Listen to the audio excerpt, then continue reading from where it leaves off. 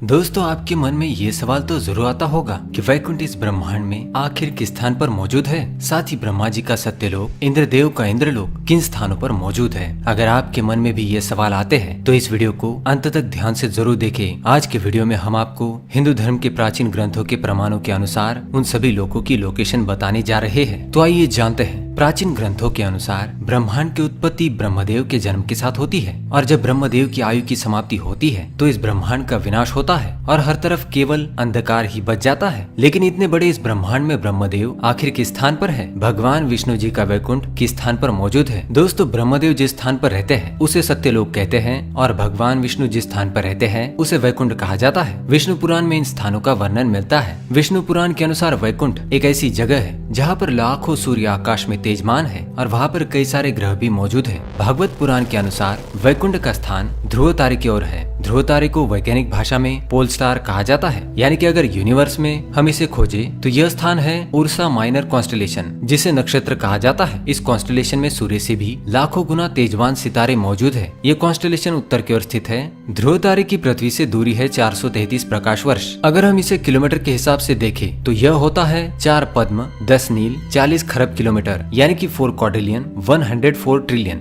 मतलब 4 के आगे 15 शून्य लगाओ, इतना अंतर होता है। ये तो पृथ्वी से ध्रुव लोक का अंतर हुआ। ध्रुव लोक के ऊपर 1 करोड़ योजन यानी कि 12 करोड़ 29,53,881 किलोमीटर के बाद आध्यात्मिक जगत में स्थित है महारलोक के ग्रह। ये महारलोक स्वर्गलोक का एक भाग है जहाँ पर ब्रह्मांड की सदकर्म करने वाली आत्माएं वास करती है। पुराणों के अनुसार जो लोग सामान्य व्यक्ति की तरह जीवन व्यतीत करते हैं तथा किसी के साथ बुरा व्यवहार नहीं करते, वे लोग मृत्यु के पश्चात इन ग्रहों पर जाते हैं। इन ग्रहों पर जीवन रमणीय होता है, मन को शांति देने वाला प्रकृति का नजारा होता है। यहाँ पर जाने वाले जीव स्वयं को पुण्यवान समझते हैं। यहाँ पर रहने वाले जीव तृप्त रहते हैं और कभी दुखी नहीं होते। अब दूसरा लोक है जनलोक। महारलोक के ऊपर 2 करोड़ योजन यानी कि 24 करोड़ किलोमीटर के पश्चात आता है जनलोक। जनलोक के ग्रहों पर जाते हैं पुण्य करने वाले लोग, जो स्वयं के स्वार्थ का त्याग कर हमेशा दूसरों की मदद करते हैं। वही लोग जनलोक के ग्रहों पर जाते हैं। ये स्थान बड़ा ही तेजस्वी होता है। यहाँ पर जाने वाले मनुष्य स्वयं देवताओं का दर्शन कर सकते हैं। स्वर्ग की देवताओं को देखने का भाग्य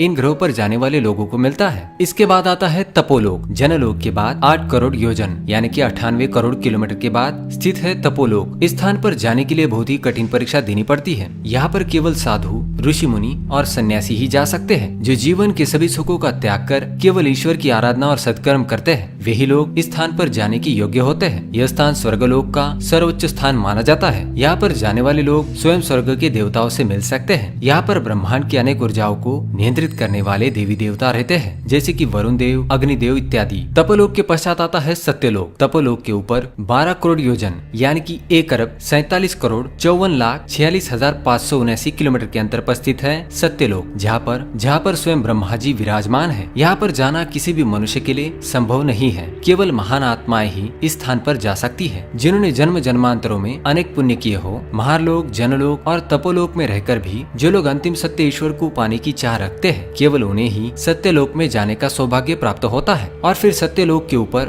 2 करोड़ 62 लाख योजन यानी कि 32 करोड़ 21,39,169 किलोमीटर के अंतर पर स्थित है वैकुंठ लोक, जहाँ पर स्वयं भगवान विष्णु शेषनाग पर विराजमान रहते हैं। ये किसी भी आत्मा का अंतिम स्थान होता है। सारे ब्रह्मांड की आत्माएं इस स्थान पर केंद्रित होती है। इस स्थान पर जाने वाली आत्माएं मोक्ष की प्राप्ति करती है। इसे ही अंतिम सत्य कहा जाता है और इसे ही ब्रह्मांड का अंत भी कहा जाता है। यहाँ पर जाने के बाद आत्मा जन्म मृत्यु के इस चक्र से मुक्त होती है। लेकिन दोस्तों, ध्यान में रहे, हम फिजिकल वर्ल्ड की बात नहीं कर रहे हैं। ये सभी आंकड़े आध्यात्मिक जगत को दर्शाते हैं। अगर हम धरती से वैकुंठ की दूरी का अनुमान लगाएं तो ये होता है 4 पद्म, 10 नील, 40 खरब, 12 crore 29,53,881 kilometre plus 24 crore 59,07,763 kilometre plus 98 crore 36,31,052 kilometre plus 1 अरब 47 crore 54,46,579 kilometre plus 32 crore 21,39,169 kilometre. इन सब का मिलाकर होता है 4 पद्म, 10 नील, 40 खरब, 3 अरब 15 करोड़ 78,444 किलोमीटर। यानी कि आप देख सकते हैं कितना दूर है वैकुंठ हमारी पृथ्वी से। अगर हम आज की टेक्नोलॉजी के आधार पर यहाँ से वहाँ तक जाने की कोशिश करेंगे तो हमें कितना समय लगेगा, इसके बारे में जानते हैं। आज की टेक्नोलॉजी के आधार पर हम 39,000 किलोमीटर प्रति घंटे की रफ्तार से अंतरिक्ष में ट्रैवल कर सकते हैं। अगर जिस रफ्तार से हम वैकुंठ को जाएंगे तो हमें 10,52,30,85,000 घंटे लग सकते हैं, मतलब 12 लाख से भी ज्यादा साल लग सकते हैं। इसलिए दोस्तों आज की टेक्नोलॉजी से हम वैकुंठ कभी पहुंच ही नहीं सकते। तो दोस्तों ये था धरती से वैकुंठ तक का सफर। टेक्नोलॉजी के आधार से तो हम कभी वैकुंठ लोक पहुंच ही नहीं सकते, लेकिन आध्यात्मिक मार्ग से हम वहाँ पर क्षण भर में पहुंच सकते हैं। इसलिए हमेशा अच्छे कर्म करो, स्वयं भगवान ही आपको उस स्थान पर ले जाएंगे। तो दोस्तों यह जानकारी आपको कैसी लगी हमें कमेंट्स में जरूर बताएं। इस वीडियो को देखने के लिए आप सभी का धन्यवाद करता हूँ। हमारे चैनल को सब्सक्राइब करें ताकि आप और भी जानकारी वाले वीडियो देख सके। धन्यवाद।